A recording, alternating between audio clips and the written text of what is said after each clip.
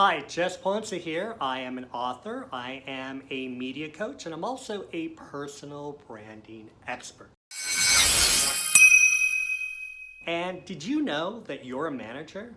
Yes, you manage people every day. It doesn't matter whether you have the title of manager or director or vice president or even president. Every day you manage relationships. And the way that you manage relationships is in three different ways. If you do happen to be in charge of people, you manage down. You also manage sideways to peers, colleagues, other departments, as well as customers and clients. And the third way is you manage up. You manage up to your bosses, to your superiors, to the people in charge. And managing up is actually one of the most difficult things that people have to do. And part of it is the mindset. Who am I, the employee, to have to manage up? Who am I to question them? Who am I to navigate what it is that they want? Well, that's not managing up. That's trying to control. What managing up is all about is communication.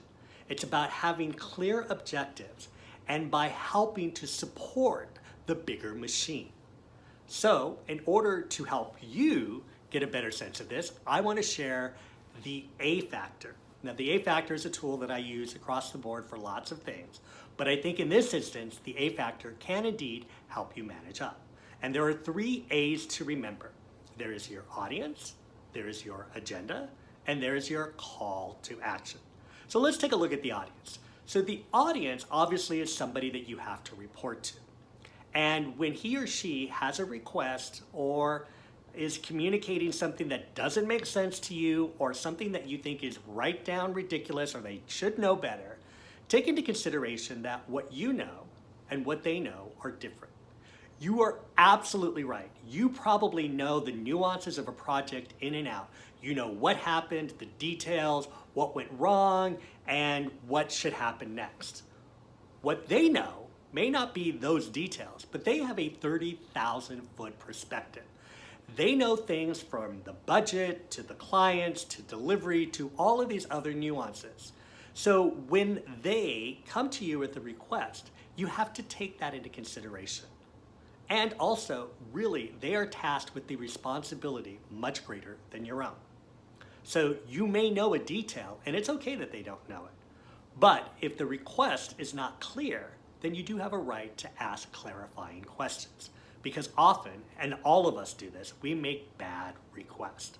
An example would be, hey, I would like that report on Friday. Okay, so if you walked in and gave that report to somebody on Friday at 5 o'clock, you literally have fulfilled the request. But in your boss's mind, that's not what I meant. You should understand that what I wanted it at 9 a.m. And then suddenly you didn't fulfill that request.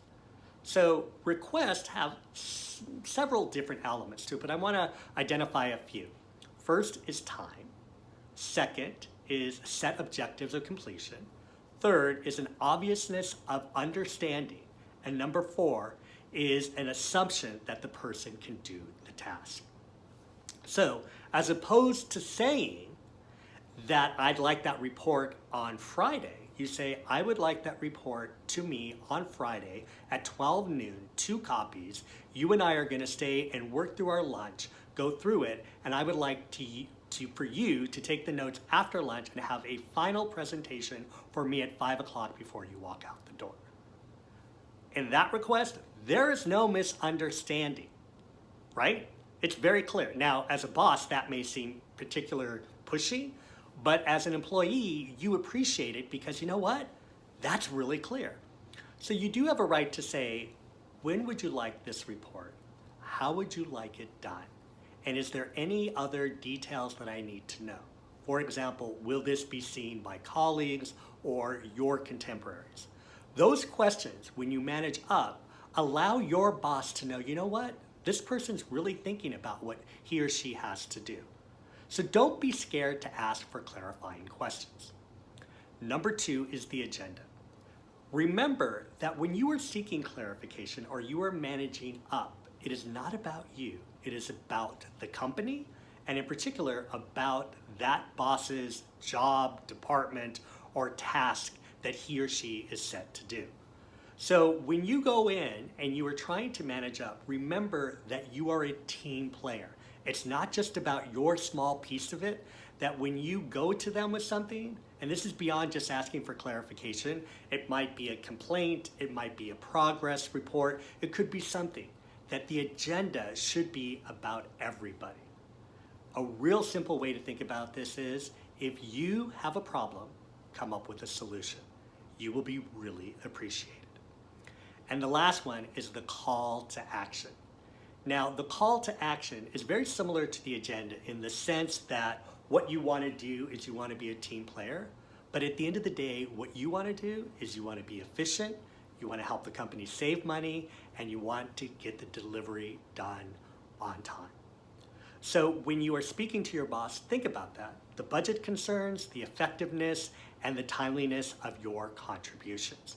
And I promise, if you take these three things, the audience, the agenda, and your call to action into consideration the next time you're communicating with your boss, you will have improved your management skills.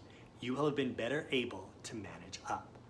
If you like this video, please press like and remember to follow me and share this video with everybody in your network. Share, share, share. And of course, you can find more about me and other types of fun stuff at my website, jp3globalmedia.com. And remember, be seen, be heard, and break through.